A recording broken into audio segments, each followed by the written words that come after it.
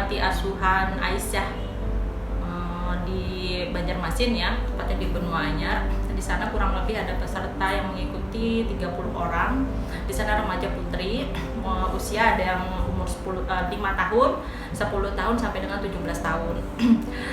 Di sana kita ada fasilitator, saya sendiri bersama rekan saya juga Pak Sabit. Kemudian ada lagi beberapa rekan mahasiswa juga yang akan ikut.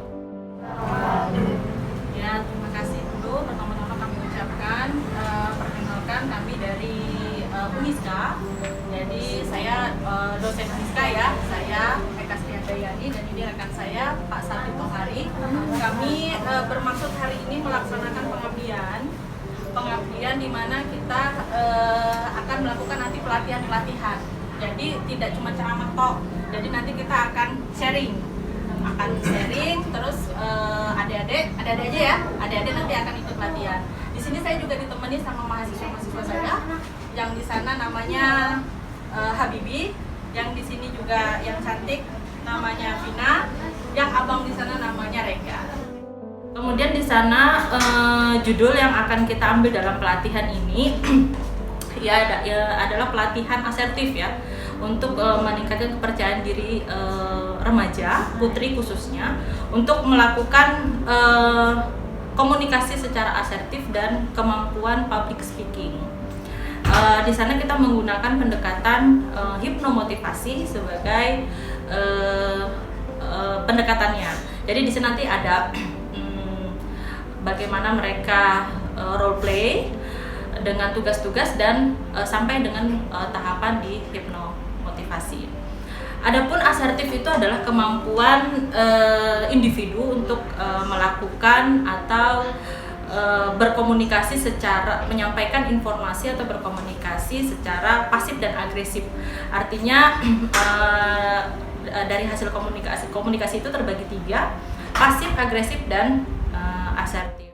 Dan dalam rangka apa kita mengadakan pelatihan ini untuk adik-adik? Jadi pembukaannya adalah saya mau tanya dulu di sini yang mahir berbicara di depan publik atau pernah pidato siapa?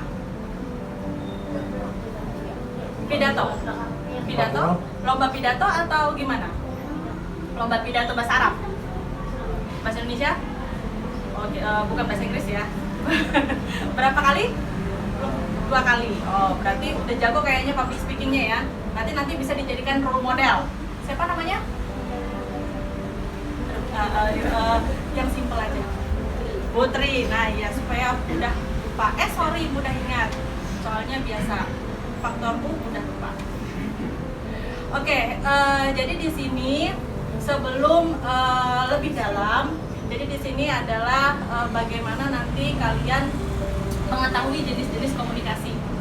Jadi jenis-jenis komunikasi itu bukan cuma komunikasi seperti biasa, kalian harus tahu tiga jenis komunikasi pembagiannya. Ada pasif, ada agresif, ada asertif. Asertif atau agresif, Bu? Agresif. Ada lagi? Ada yang asertif nggak? Oh. Asertif, kenapa deh?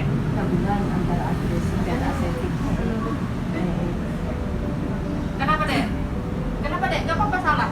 Gak apa-apa salah, di sini nggak dihukum kok. Nggak dihukum, nggak dipenjara gitu ya, nggak dikasih nilai C. Kalau mereka yang jawab salah, saya kasih C. Kalau kalian nggak, nanti dikasih kado malah. Biar salah, kasih kado gitu. Gimana? Ini salah satu bagaimana kalian mengungkapkan komunikasi secara asertif. Kalian punya jawaban kan? Ketika kalian punya jawaban tapi nggak dikemukakan, itu namanya mulai sekarang ketika punya jawaban, ngomongnya gimana? Asertif. Alasannya, bentar dulu lagi dipikir-pikir. Itu aja nggak apa-apa. Yang penting ngomong dulu gitu kan. Tapi jangan aspun, ya. Aspun gitu kan. Nggak tahu kenapa Bu. Yang penting kata ibu kan suruh ngomong, Pak. Itu kan aspun. Yang penting ngomong dulu gitu kan. Agresif. Jadi harus berani mengungkapin perasaan. Kalau kebanyakan nggak diungkapin perasaannya jadi apa? Sakit tuh tahu sakit, mau sakit. Nggak Nah, makanya tadi ngomong apa yuk? Ayo. Tas sakit loh. Tas sakit loh ngomong. Ayo. Apa tadi ayo? Cuma ada 3 kok pilihannya, A, B, C. Pas agresif, pasif, sama asertif. Asertif kenapa deh? Oke.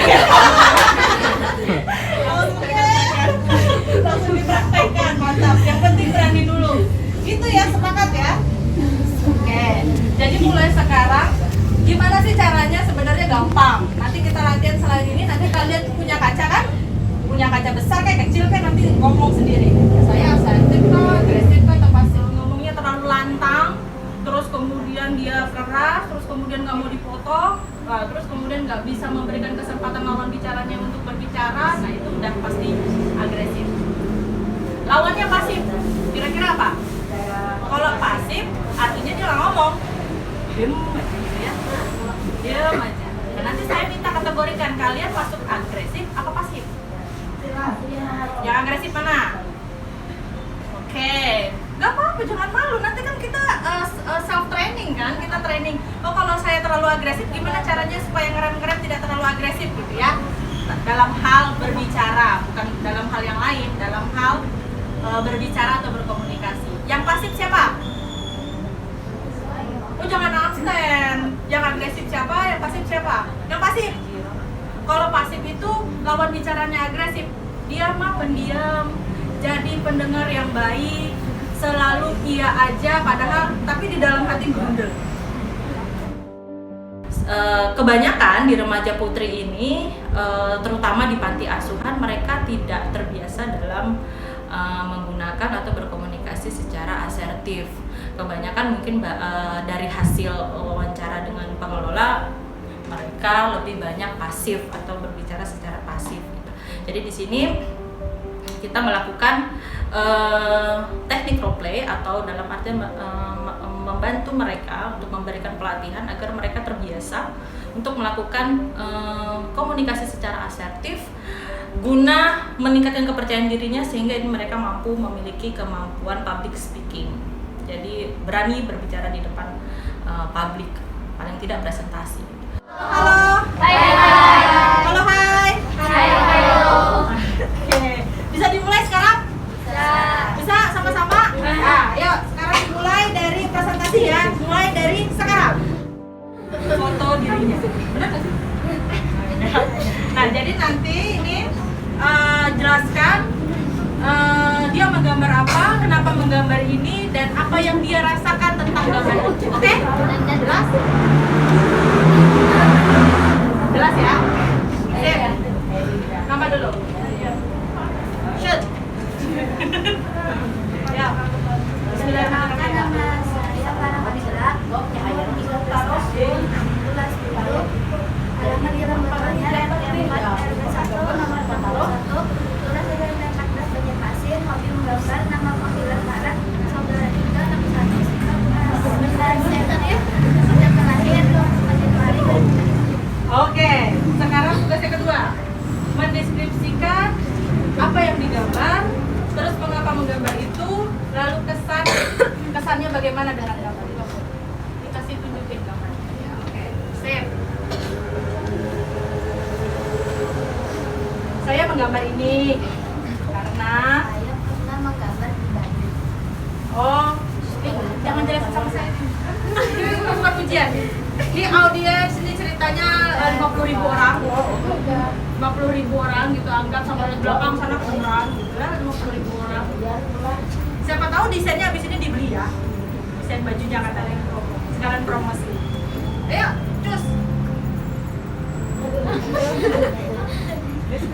Deskripsikan gambarnya, kenapa menggambar itu, terus kemudian alasannya menggambar dan kesannya apa. Karena tidak pikiran yang lain.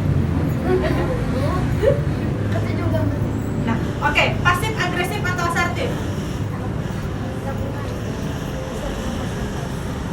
Pasif.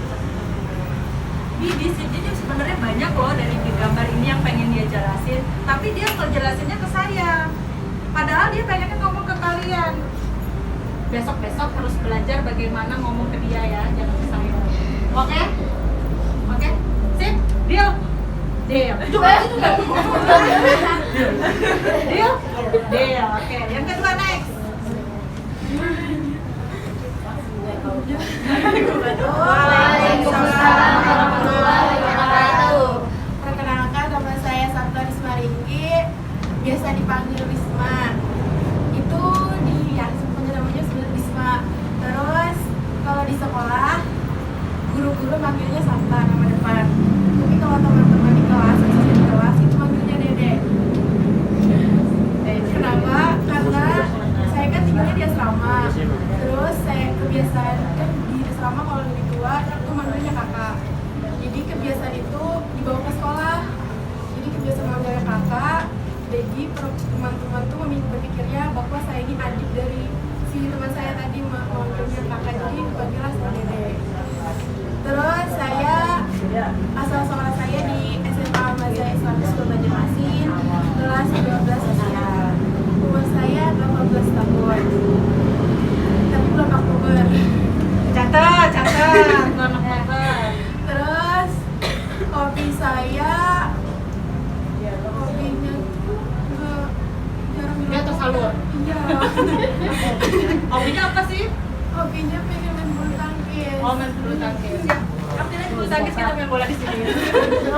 Sekian dari perkenalan saya. Wassalamualaikum warahmatullahi wabarakatuh. Yang kedua. Yang kedua, saya mau bahasa basi ya,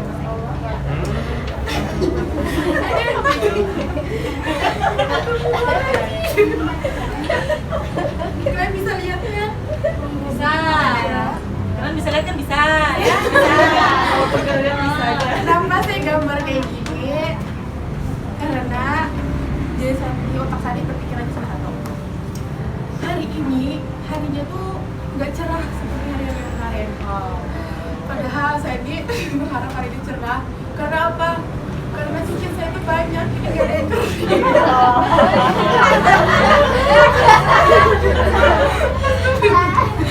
itu sih jadi berharap tuh ada panas. Ada panas. Iya. Gitu. Jadi harapannya gitu. Jadi perasaannya, kesannya apa tentang gambar itu? Sedih. Sedih sih sebetulnya. Oh, sedih. Sedih tapi gambarnya bunga mekar gitu ya. Ini kak berharapnya. Oh, berharapnya. Tapi enggak. Oh, gitu. Benar, berharap matahari atau berharap seseorang? Iya. Sudah cukup? Ya, terima kasih. Jadi tadi kalau saya bilang yang sudah disampaikan oleh siapa tadi, Dede? Nah, Dede dan siapa? Farah. Ya, kalau Farah mungkin masih perlu latihan ya nanti bagaimana mengekspresikan perasaan. Kalau Dede sudah cukup mampu menyampaikan perasaannya terhadap orang lain gitu ya, dia sudah masuk asertif.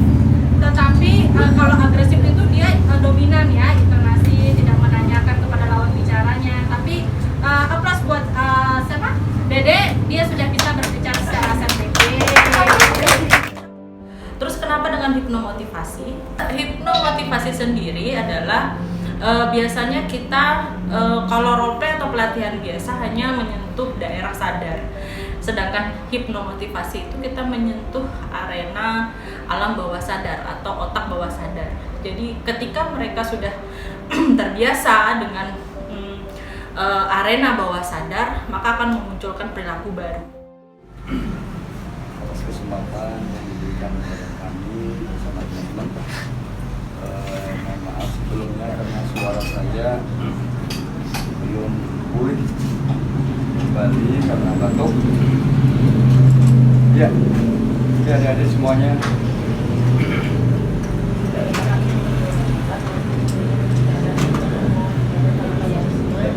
Hipnomotivasi ini adalah salah satu cara untuk membuat diri kita lebih percaya diri, ya, berbicara di muka umum, ya, berkenalan dengan orang yang baru dikenal, ya, dan lain-lain. Banyak hal ini sangat membantu sekali. Tadi sama Ibu Ika dan disampaikan bagaimana cara berani berbicara, mengungkapkan diri kita, memperkenalkan kepada orang lain. penting sekali adik-adik ya. Kalau nggak berani bicara, nanti susah, ya. Nah jadi penyakit. Jadi kalau ada sesuatu yang mengganggu, mengganjal, kalau nggak bisa bicara langsung, tulis. Kan dulu kan ada ya, waktu biasanya itu ada adik-adik waktu SMP atau SMA atau SMK itu kadang-kadang punya buku kecil yang digembok. Buku apa itu? Iya itu. Kenapa kok sampai digembok? Rahasia. Yang boleh melihat siapa saja? Diri sendiri. Ya, tulis. Itu bagus itu.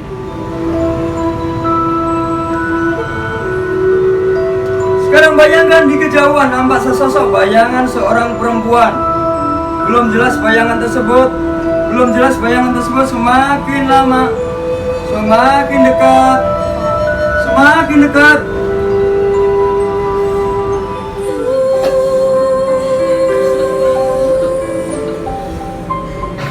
Bagus sekali, luar biasa.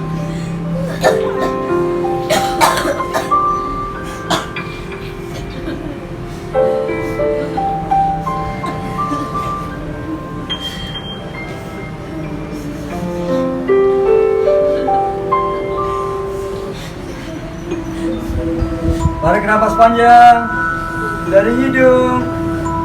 Bagus sekali, keluarkan pelan-pelan. Sekarang Abah dan Mama sudah bisa tersenyum dengan lega. Dan semakin menjauh, bisa tersenyum. Bagus sekali. Tarik nafas panjang. Keluarkan pelan-pelan. Setiap tarikan nafas membuat Anda lebih tenang, lebih nyaman. Bagus sekali. Tarik nafas panjang. Keluarkan.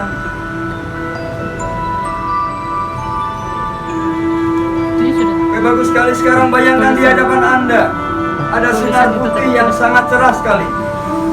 Silakan, sinar tersebut membawa energi yang luar biasa. Silakan dihirup pelan-pelan.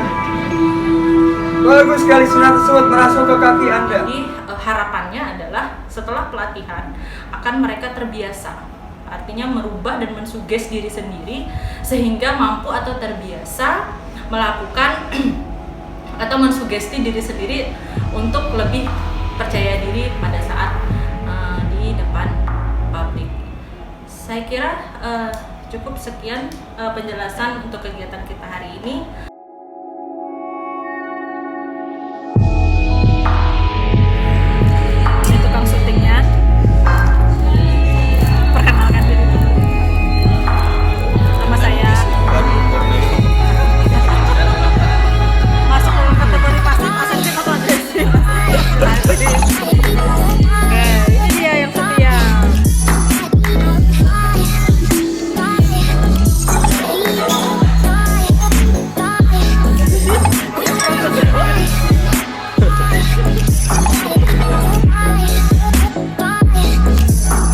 Yang manis yang di depan.